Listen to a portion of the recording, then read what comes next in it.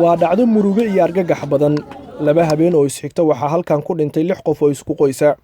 Aabe ka careysan gabar uu dhalay oo hooyadeed ay u wadatay baadiyaha kadibna geeriyootay ayaa la sheegayaa in geerida gabadhaas yar awgeed uu u soo weeraray reerkii ay ka dhalatay xaaskiisa. Habeen ka hor ayuuna halkan ku dilay hooyadii qoyska oo dumaashidiis ahayd. Tacsidii shalay loo dhigay kadibna xalay waxaa dhacay weerarkii labaad.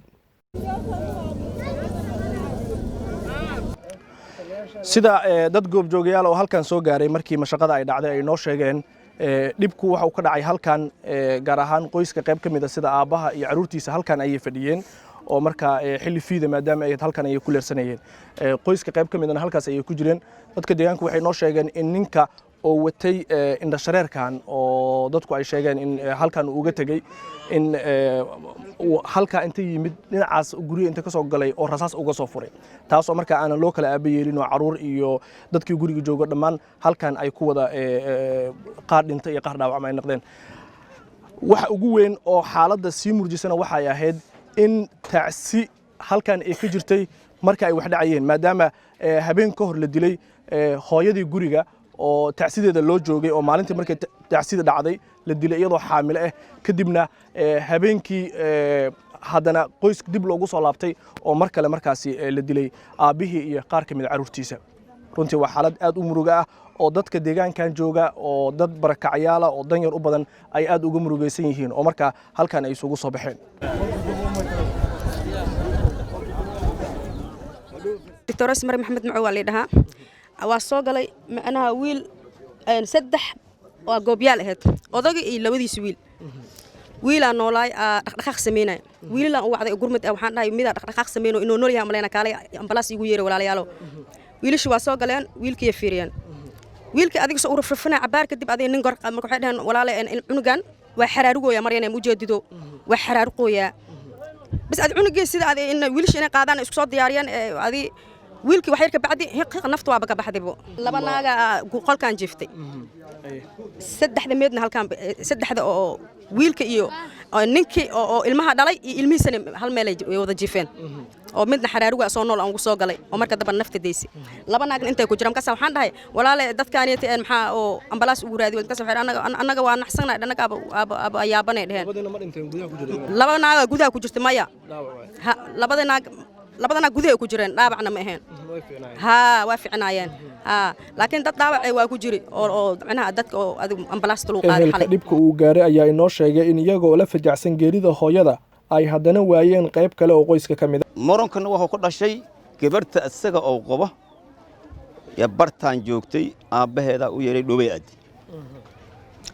gabar yaroo eeda dhashay oo isaga dhalayna waa waday ol iyo dagaalna kama dhahayn caafimaad dartiis yaa dhobay loo geeyey waxaa dhimatay gabartii yariista ahayd oo isaga uu dhalay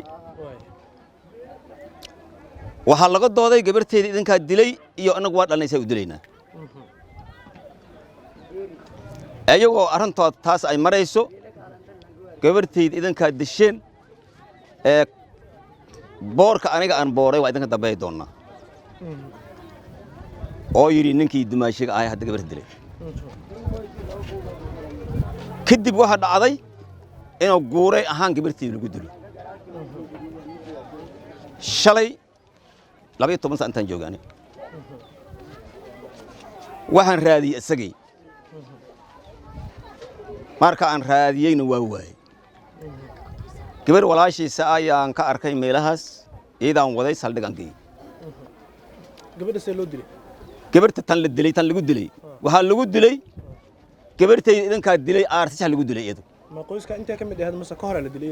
maya qoyskan ka hor la dilay habeen hor la dilay iyadu gabadha habeen hor la dilay ha inta lagu dilay markaa anta haye xaafadan waa adiga waa xaafadan haye xaafadan waa iska dhaaf haye waxa yimid aabaheed iyo familkeeda waxay hooyo iyo taasiiday ku imaadeen kadib waxa xirtay gabadhii gabadhi marka aan geeyay saldhiga wuxuu yiri gabartan kiis male laakiin ninkii walaalkeed ahaa numberkiis waana siisay adan wad haysataa soo raadi ninka la soo raadi ninkii waa raadinay ninkii waa waynay odagii aabaha gabarta ay waa isla socdaa gabarta ninkii qabay waa ila socdaa ninkii sal i raad meel u dhigay waa la waayay saldhiga wuxuu yiri anaga ka maqan idankana ka maqnaada hal raadiyo ninkii gabartii waxa la yiri walaalka meel ka sheeg waxay tiri an meel ma ka sheego aabahay jooga aabahay hal raadiyo aabahay aan raadinay waa la waayay antaan imaani marka 10 saac geedkan aan fadhiisanay ninkii oo gurigiisa ciidanka aan raadiyay ninka raadin aan la tagnay yaa la soo hadlay odagaan anagoo 4 qofood 5 qofood la soo hadlay ninkii la raadinay kii gurigiisa joogay wuxuu yiri hadii gurigayga askar aad geysay ee aad ku soo waysay ninkii goobta ani adaga inoo heeran tahay waa u sheegnay waxaan dhahnay 5 nin aan ku joognay hinjibaad waa maqlooysay gurigoogu miyaale meeshaan gabadhiina waa dhamatay isaga tan dhahnay wuxuu yiri ninkaas waa aqaan anigu imid dilaayo oo adaaba ka saysan meehana ka saay imid dilaayo ninkaas soo iimaan doona iska bax 10 saac inta ka baxay anay 4 saac waxa dhamagna weerarkaana ay soo gaari hadana telefoon waxaan ka halay saldhiga oo meeshii shalay hadana falkaas laga sheegay meesha u soconaa saldhiga ay soo sheegay falka saana u dhacay xalam maxaa dhacay markaa halay waxa dhacday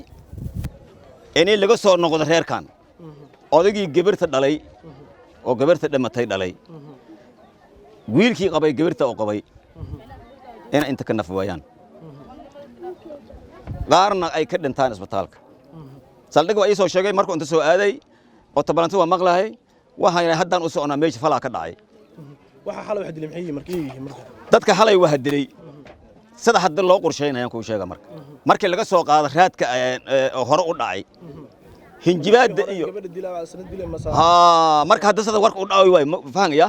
sida warka u dhacayo goob joog iyo waxa la yiraahdaa sheegataan warka waxa u dhacaya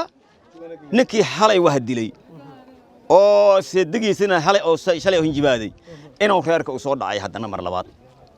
warka saas u dhacaya ayay muxuu dilay markaas see wuxuu dhacay markaa hadda waxa la dilay afar goob yaal way tii hor markii laga reebo mid kala ku darsatay 6 way marka mid hore iyo 5 xal dhimatay saasa horta waa u dhaceen dhaawacna 4 miya 5 qofood oo aruur ka jirta la sheegay idan wali ma tagan laakiin dadkii hadda ay soo sheegeen oo isbitaalka joogan saasay wax u dhaceen sidee kala ahayn dadka oo dhintay iyo kuwa dhaawacmay ma dad waaweyn iyo aruur isugu jireen aruur ku jirta qoyskan oo kale sidee ahaayeen ma aabihii waa isqoos waay waa isqoos ma qoys oo iskale ma aha isqoos waay qoyska markii yaa dhintay markaa qoyska marka gabarta dhimatay ninkeeda iyo aabaheed dhintay iyo wixii kale marka la socday oo la joogay gurigan oo qaraabo aha ya shalay taasi ka jirtay miya shalay taasi ka jirtay guriga shalay waa la joogtay taasi ka jirtay taasi taalaadana xalay haddana masiiban dhacday waxaan la tahay marka anagu aan u malaynay aan soo qaadno marka aan ka soo qaadno oo maslaxad rigeed soo qaadno falkii habeen hore inuu salka ku hayo falkan saasay arrinta taagantaa ninkii markuu wax dilay ma lahayaa maya ninka ciidan oo ahaa masaqo maya ciidan ma aha ninku ciidan ma aha xaafadana ma degana meesha hadda aan ka raadinayna ma degana laakiin seedigiisa la joogay ma aani hataa sharqaana ku tala ma ahayn ma joogaale seedigi marka ka raadisay hadana seedigi baa hanjaa seedigi baa hinjibaaday hadana oo u hinjibaaday odagaan oo 4 qofood 5 qofood oo markaata oo joogno laba goor loogu soo celiyay inta isaga baahalay seedigi ma raadisay ma raadin saaka nimaada aniga dadkii miitay ku wada maqan yihiin seedigi muxuu leeyahay marka hadda seediga ay ma lahayaa isaga ma lahayaa hadii raadiyayba yaa raadiyay lama raadin saldhiga laakiin waxa sameey doona wali waxa ima soo gudbin waaya see marka qoyskan u saameeyay dibkaas dhacay iyo balfaafaynax qoyskan wuxuu saameynayaa inuu hal family ay ahaayeen dadkan hadda dhaawac iyo dhimasho hal family ay ahaayeen intaan muslim meeshaan ku wada kulantayn waxa keenay hanuun ma keenay inuu family ugu jiro waa laga yaabaa laakiin hadda waxay u badan yihiin in hanuun keenay darisnimada iyada qiimo leh iyo adduunyaha karaba saasa wuxuu dhaceen waayo hadda marka maxaa qorsheynaysiin marka qoys ahaan ana waxaan qorsheeynaa rahaween waxay tiri nabadaan naadna loogu leh nabadaan raadayna haddaan waayna kulay haq ilaahay jirtaay haddaan halna waa halnay haddaan waayna kulay haq ilaahay waa jiraan marka arintan amay keentaa sidii dhaqankii lagu yaqaanayo in qoysaskii hadana qoysaska la beegsado mise hal kala jiro waa laga yaabaa waa laga yaabaa waa laga yaabaa waxa waaye 5 ilaa 6 miida meesha ay ka baxayna waa la tuhmaya waana la ogyahay waa la fiiriyo waa la ogaaday inay si kale wax u bedelmaan waa laga yaabaa laakiin hadda diyaar uma ahni maxaa ku talinaysaa marka adiga miidka marka aan duugo ka bacdi waxay dhac doon ilaahay baa og laakiin nabad baan raadinaa haddaan halayo wakaas magaciisa malarshay Xasan Yoonis leeyahay dhacdadan waxay ka dhacday deegaanka Garasbaale ee duleedka Muqdisho